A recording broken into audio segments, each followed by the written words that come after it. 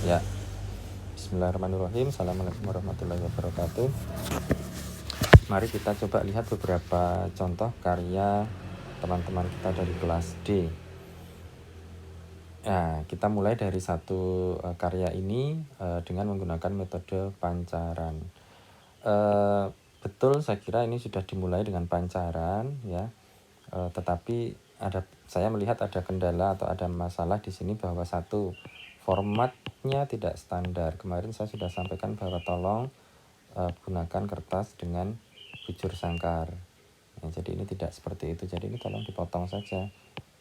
Nah, yang kedua adalah ini posisinya tidak center, ya, tidak di tengah. Apakah sebenarnya tidak harus juga ya, kalau memang mau tidak di tengah juga nggak apa-apa. Cuma lalu konsekuensinya adalah yang di sebelah sini harus diselesaikan juga, ya. Jadi kalau lalu membuat seperti ini, yang ini kosong, nah itu tanda tanya. Kecuali kalau mau dibikin seperti itu, ya, yang di sini mau seperti itu. Nah, terus yang di sebelah luarnya juga ada diselesaikan. Nah, itu jadi boleh saja lalu kita akan bicara tentang satu objek, satu bidang itu full, ya. Satu bidang itu full. Nah, silahkan nanti akan lalu bisa diatur pancarannya seperti itu. Ya. Nah, itu yang kedua adalah, yang ketiga adalah ini kurang rapi, cara memotongnya kurang rapi, ya. Oke. Ya, baik.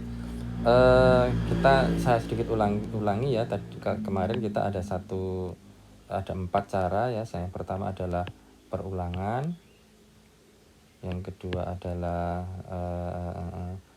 struktur, ya. Yang ketiga adalah kemiripan, ya kan. Lalu yang keempat adalah pancaran, ya.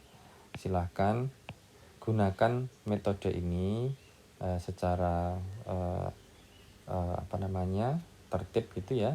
Mau 1, 2, 3, 4 boleh, atau kombinasi dari 2 atau 3 itu, atau kombinasi ya. Yang kelima adalah kombinasi. Oke.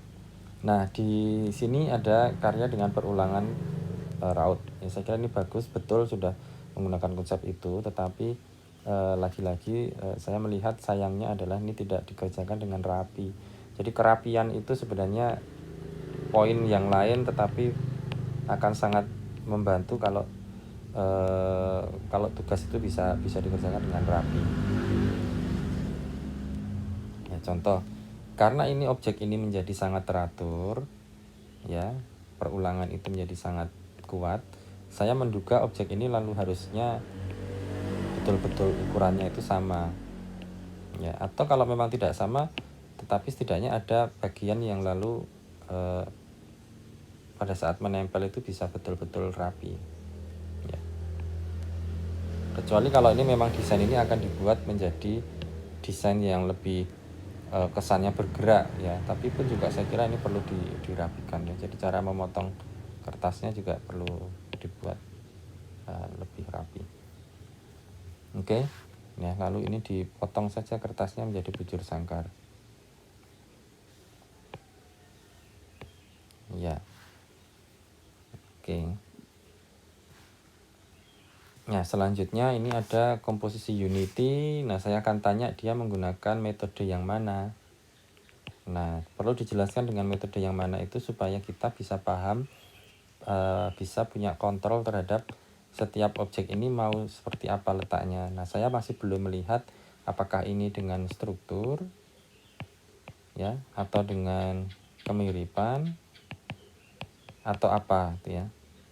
Kalau kemiripan, ya mungkin, tetapi perletakan antara ini yang di tengah dengan yang di sisi pinggir itu menjadi agak kurang nyambung, ya. Jadi yang di tengah ini agak kurang nyambung, ya. Boleh saja mungkin kalau memang seperti itu, ini dibuat menjadi misalnya, ya, seperti itu misalnya.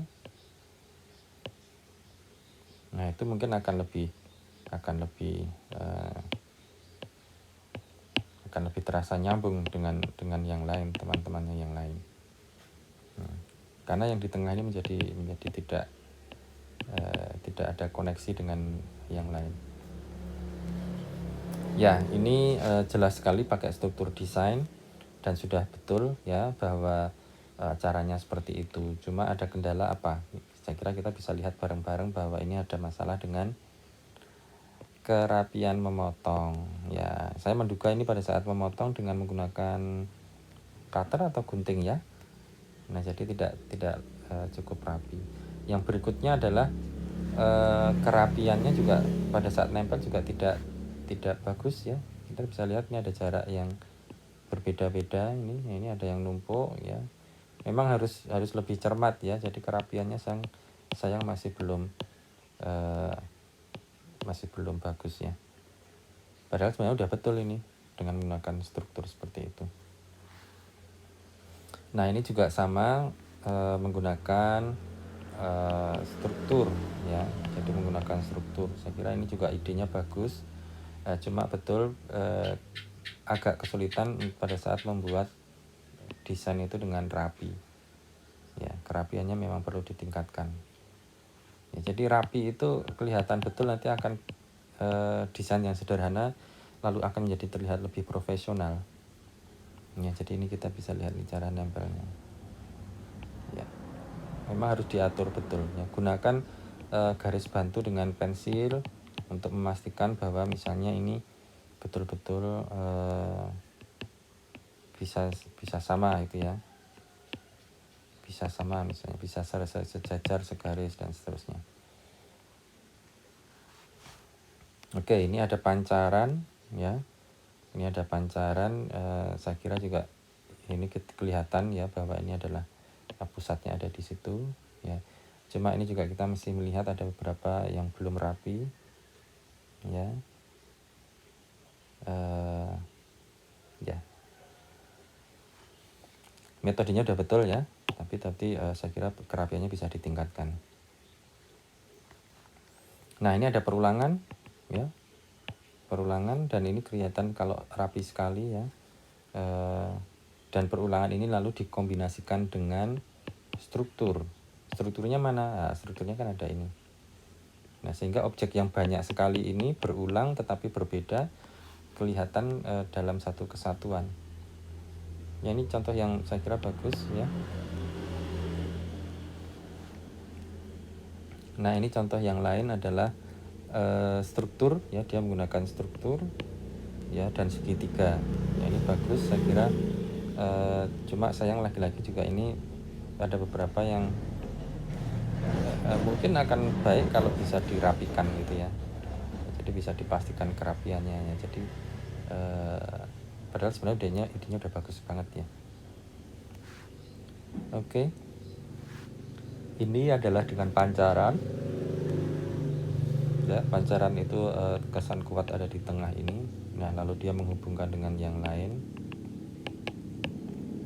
Nah, mungkin saya akan boleh bilang kalau pancaran ini akan kesannya lebih kuat kalau ini arah segitiga ini juga dia memusat gitu ya. Nah, ini juga segitiga ini memusat, jadi ke sana arahnya, jadi bukan ke sana itu ya. Atau dibalik ya, ini kesan anunya ke sana itu ya. Jadi kesannya akan pancarannya akan lebih kuat. Tapi anyway ini sangat rapi, saya lihat cukup baik ya, bagus. Oke, begitu ya. Kita dalam tahap ini memang masih belajar dari cara yang sederhana, tetapi nanti kita akan semakin kompleks, akan semakin lebih menantang ya. Ya, terima kasih. Assalamualaikum warahmatullahi wabarakatuh.